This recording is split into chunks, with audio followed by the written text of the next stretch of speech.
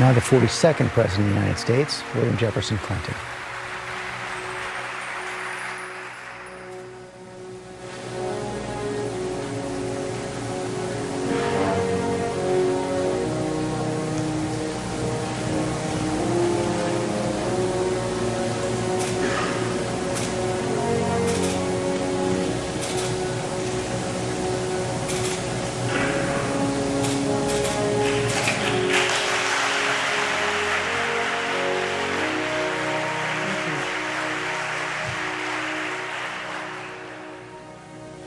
Thank you very much.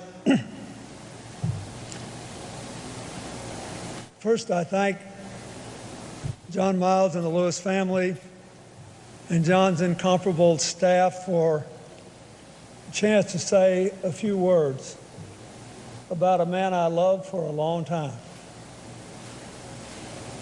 I am grateful, Pastor Warnock, to say it in Ebenezer, a holy place sanctified by both the faith and the works of those who have worshiped here. I thank my friend, Reverend Bernice King, who stood by my side and gave a fascinating sermon in one of the most challenging periods of my life. I thank President and Mrs. Bush, President Obama, Speaker Pelosi, thank you, and Representative Hoyer and Representative Clyburn, who I really thank for, with the stroke of a hand, ending an intra-family fight within our party, proving that peace is needed by everyone.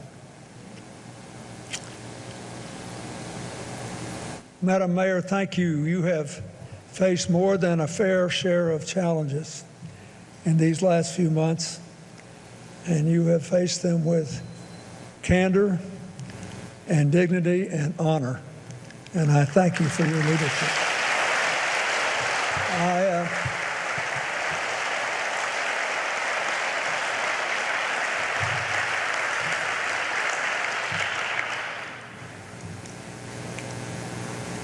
I must say, for a fellow that got his start speaking to chickens, John's gotten a pretty finely organized and orchestrated and deeply deserved send-off this last week. His homegoing has been something to behold. I think it's important that all of us who loved him remember that he was, after all, a human being. A man like all other humans, born with strengths that he made the most of when many don't. Born with weaknesses that he worked hard to beat down when many can't. But still a person. It made him more interesting, and it made him, in my mind, even greater. 20 years ago, we celebrated the 35th anniversary of the Selma March, and we walked together along with Coretta and many others from the movement who are no longer with us. We're grateful for Andy Young and Reverend Jackson and Diane Nash and many others who survive. But on that day, I got him to replay for me a story he told me when we first met back in the 1970s.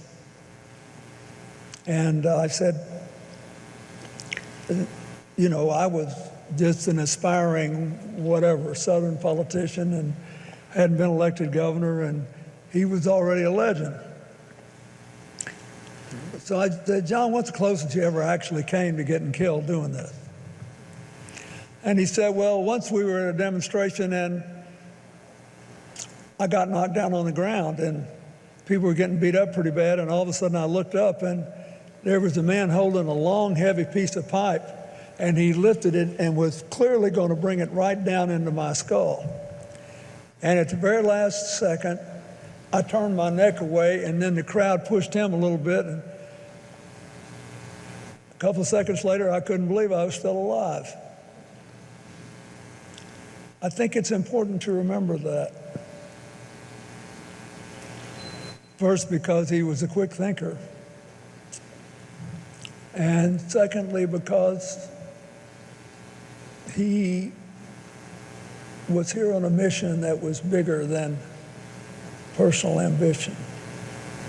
Things like that sometimes just happen, but usually they don't. I think three things happened to John Lewis long before we met and became friends that made him who he was.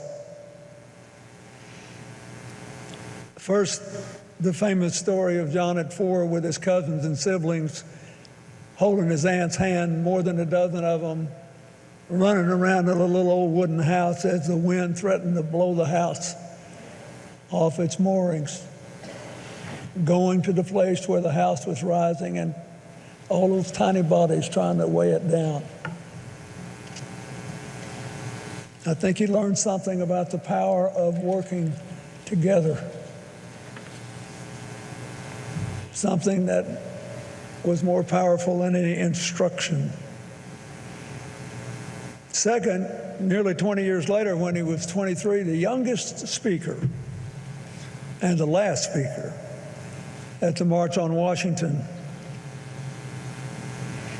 when he gave a great speech urging people to take to the streets across the South to seize the chance to finally end racism. And he listened to people that he knew had the same goal, say, well, we have to be careful how we say this because we're trying to get converts, not more adversaries. Just 3 years later, he lost the leadership of SNCC to Stokely Carmichael because he said, you know, it was a pretty good job for a guy that young and come from Troy, Alabama. It must have been painful to lose, but he showed as a young man there are some things that you cannot do to hang on to a position, because if you do them, you won't be who you are anymore. And I say there were 2 or 3 years there where the movement went a little bit too far towards Stokely, but in the end, John Lewis prevailed. We are here today because he had the kind of character he showed when he lost an election.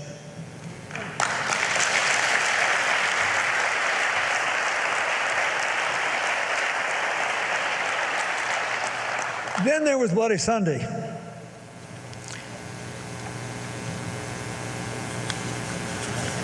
He figured he might get arrested. And this is really important, for all the rhapsodic things we all believe about John Lewis. He had a really good mind, and he was always trying to figure out, how can I make the most of every single moment? So he's getting ready to march from Selma to Montgomery. He wants to get across the bridge.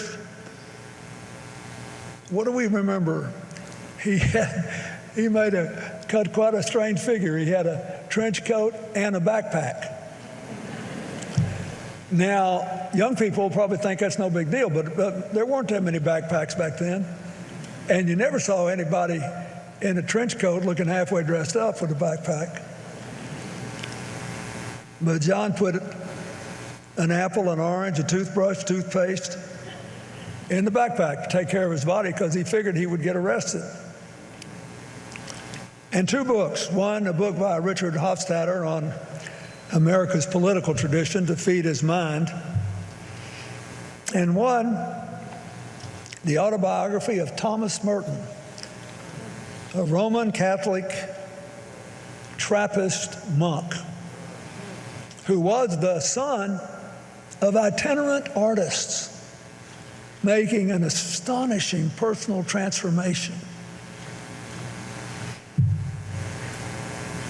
And what's a young guy who's about to get his brains beat out and planning on going to prison doing, taking that? I think he figured that if Thomas Merton could find his way and keep his faith and believe in the future, he, John Lewis, could too.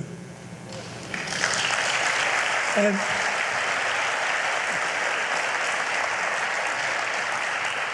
so we honor our friend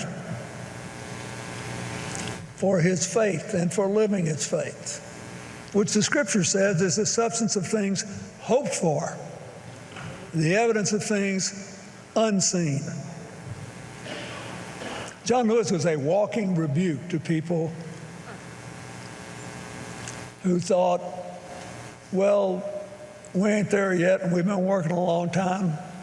Isn't it time to bag it? He kept moving. He hoped for and imagined and lived and worked and moved for his beloved community. He took a savage beating on more than one day. And he lost that backpack on Bloody Sunday. Nobody really knows what happened to it.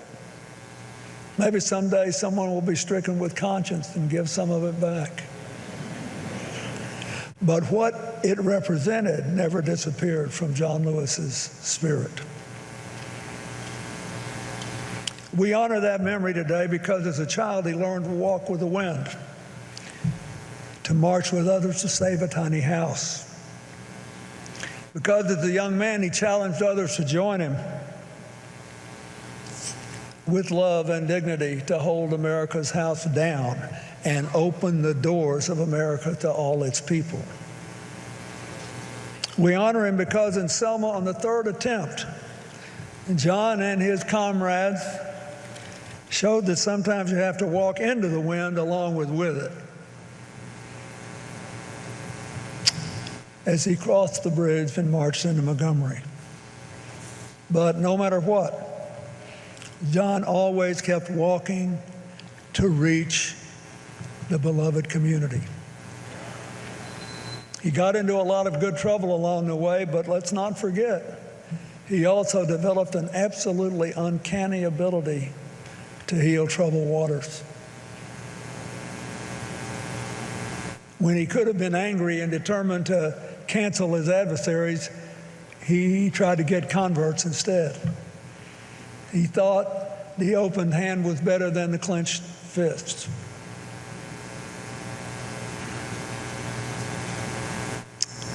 He lived by the faith and promise of St. Paul, let us not grow weary in doing good, for in due season we will reap if we do not lose heart.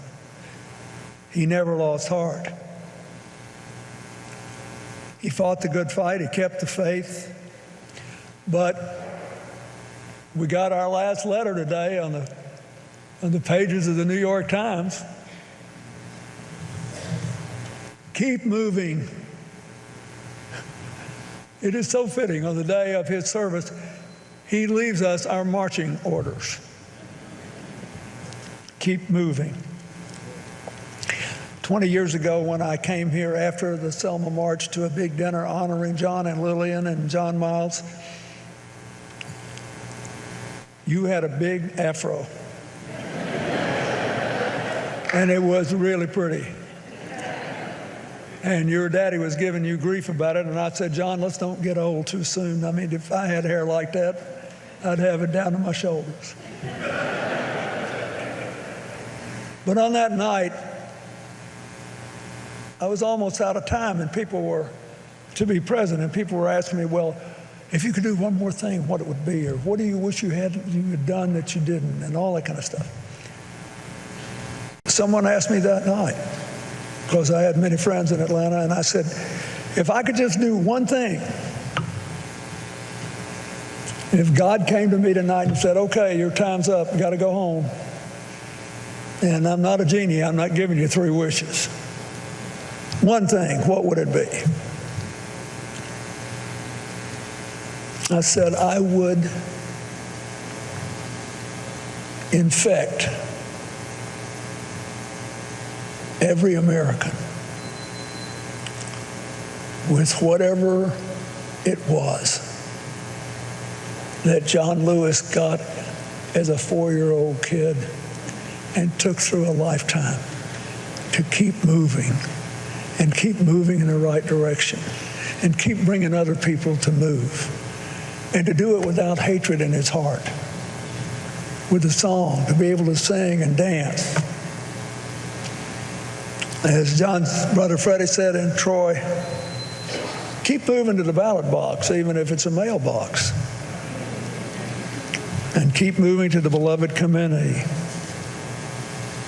John Lewis was many things, but he was a man, a friend in sunshine and storm, a friend who would walk the stony roads that he asked you to walk, that would brave the chastening rods he asked you to be whipped by, always keeping his eyes on the prize, always believing none of us will be free until all of us are equal. I just loved him. I always will. And I'm so grateful that he stayed true to form. He's gone up yonder and left us with marching orders. I suggest, since he's close enough to God to keep his eye on the sparrow and us, we salute, suit up, and march on.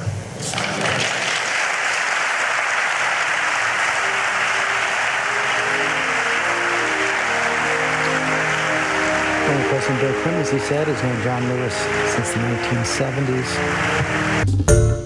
Hi, everyone. George Stephanopoulos here. Thanks for checking out the ABC News YouTube channel. If you'd like to get more videos, show highlights, and watch live event coverage, click on the right over here to subscribe to our channel. And don't forget to download the ABC News app for breaking news alerts. Thanks for watching.